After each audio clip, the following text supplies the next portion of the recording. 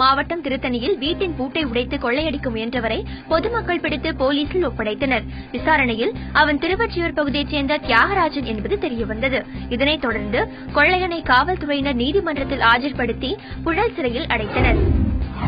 கோவை மாவட்டம் மேட்டுப்பாளையத்தை அடுத்த நெல்லித்துறை பவானி ஆற்று சேற்றில் சிக்கி ஒருவர் உயிரிழந்தார்.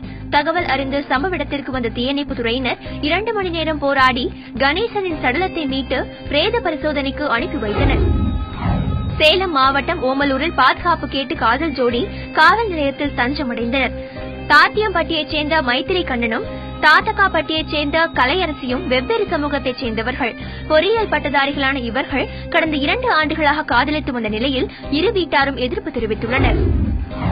மத்திய அரசின் இளையோர் நலம் மற்றும் விளையாட்டுத்துறை அமைச்சகம் சார்பில் புதுச்சேரி இந்திரா காந்தி விளையாட்டு மைதானத்தில் தேசிய அளவிலான விளையாட்டுப் போட்டிகள் நடைபெற்று வருகின்றன. 4 நாட்கள் நடைபெறவுள்ள இந்த போட்டியில் 25 மாநிலங்களைச் சேர்ந்த 16 வயதிற்குட்பட்ட 1100 வீரர்கள் பங்கேற்று தங்களது திறமைகளை வெளிப்படுத்தி வருகின்றனர்.